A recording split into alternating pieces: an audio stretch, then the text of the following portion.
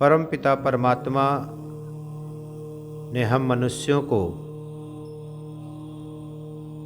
इस संसार में भेज करके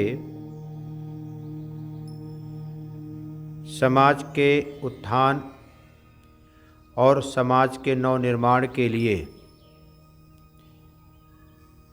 हमारे स्वभाव में और हमारे कर्तव्य में जो धर्म रूप में बीज अंकुरित किया है,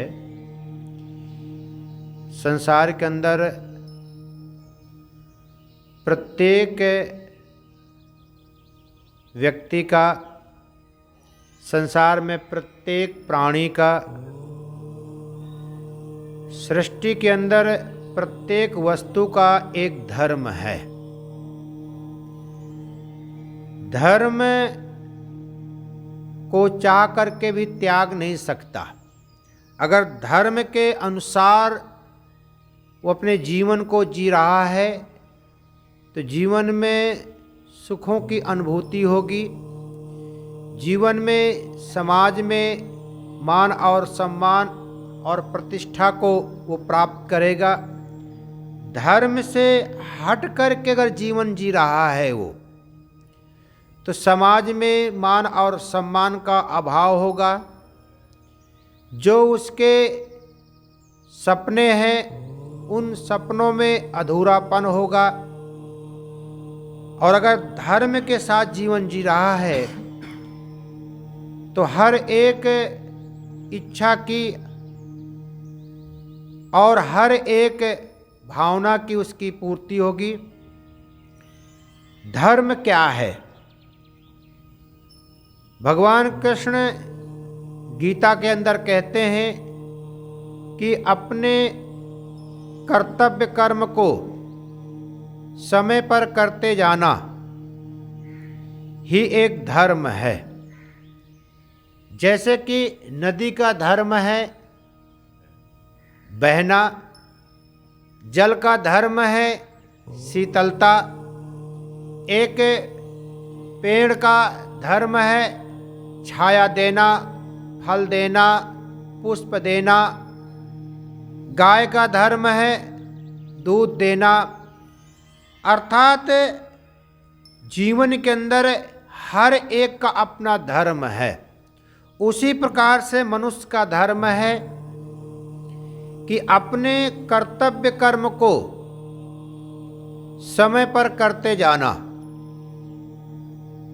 एक गृहस्थी का अपना धर्म होता है, व्यापारी का अपना धर्म है, एक नौकरी पेशे वाले का अपना धर्म है। अगर एक गृहस्थी अपने गृहस्थ धर्म में अपने बच्चों का निर्माण ठीक प्रकार से और समय के अनुसार कर रहा है तो अपने गृहस्थ धर्म का वो निर्वाह कर रहा है। अगर व्यापारी अपने व्यापार को आगे बढ़ा रहा है पर ठीक प्रकार से बढ़ा रहा है तो अपने धर्म का निर्वाह कर रहा है। अगर एक सर्विसमैन अपनी सर्विस को ठीक से कर रहा है, समय पर कर रहा है, तो अपने उस पद का वो ठीक से निर्वाह कर रहा है। एक विद्यार्थी अगर ठीक से पढ़ाई कर रहा है, पढ़ाई करके ठीक अच्छे से नंबर प्राप्त कर रहा है, तो अपने विद्यार्थी धर्म का ठीक से निर्वाह कर रहा है। जीवन के अंदर हर एक व्यक्ति का अपना एक धर्म है और धर्म त्याग करके जब हम जीवन को जीते हैं, जैसे एक गृहस्थी अपने कर्तव्य कर्म को ना करके और अन्यत्र कर्म करना प्रारंभ कर दे तो अपने धर्म से कहीं न कहीं वंचित रह जाता है। धर्म को धारण करने के लिए, धर्म का पालन करने के लिए जीवन के अंदर एक स्वभाव के अंदर हमें विचार करना चाहिए। कहते हैं एक संत जा रहा है और अचानक उसकी नज़र पड़ी कि एक बिच्छू पानी में पड़ी हुई है वो निकलना चाह रही है पर नहीं निकल पा रही, इतना वो फंस चुकी है। संत ने देखा कि बिच्छू निकलना चाहती है पर निकल नहीं पा रही, जिसके कारण वो तड़प रही है, परेशान हो रही है। संत वहीं पर खड़े होकर के बिच्छू को निकालना शुरू किया। जैसे बिच्छू के पास हाथ गया और उसको निकालने के लिए पकड़ा, तो बिच्छू का स्वभाव है, बिच्छू का धर्म है डंक मारना। उसने डंक मारा, संत थोड़ा सा हाथ पीछे कर लिया, गति धीमी हो गई, पर उसने दोबारा फिर हाथ किया, तीसरी बार किया, चौथी बार किया। वो प्रयास के ऊपर प्रयास करता गया और अंत में उस बिच्छू को निकालने में वो सफल हुआ।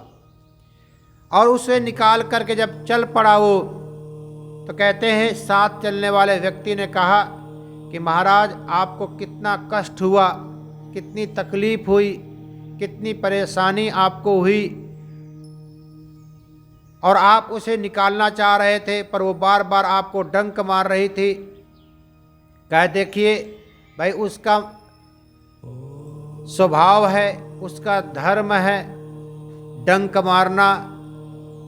जब वो अपने स्वभाव को, अपने धर्म को नहीं छोड़ी, तो मैं अपने स्वभाव को, अपने धर्म को कैसे छोड़ दूं मैं।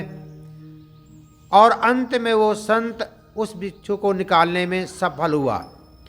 जीवन के अंदर हमें हर एक कर्तव्य कर्म को करने के लिए हमें कई प्रकार की कठिनाइयाँ, कई प्रकार की परेशानियाँ हमें मिलती हैं, पर हम उन परेशानियों से, उन कठिनाइयों से अपने आप को कमज़ोर करके अपने हम कर्तव्य कर्म को और अपने धर्म से हम ना हटें।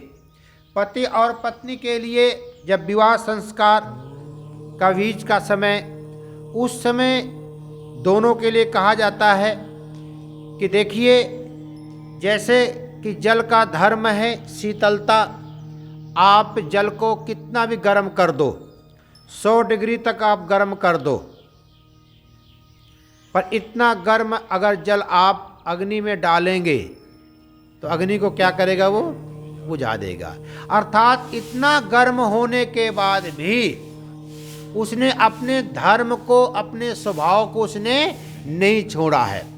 जीवन के अंदर ठीक उसी प्रकार से आपके जीवन में कितना भी सुख आए, ये नहीं कि सुख में आकर के इतने उतावले हो जाएं कि एक दूसरे का सम्मान करना भूल जाएं, एक दूसरे का आदर करना भूल जाएं, एक दूसरे का जो भाव है उसको समझना भूल जाएं, और एक दूसरे के परिवार का सम्मान करना भूल जाएं धन के कारण।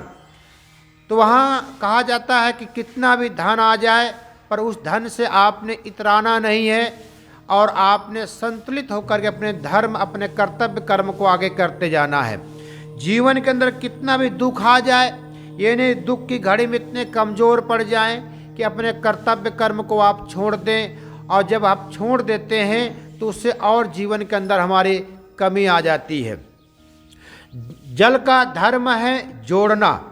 जैसे आपको याद होगा बचपन के अंदर हम नदी के किनारे जाया करते थे, हाँ, रेत के अंदर अपने पैर को डाल देते थे और उसके ऊपर रेत पूरी इकट्ठा करते थे, और फिर धीरे से पैर को निकालते थे और रेत का महल वो खड़ा का खड़ा रह जाता था।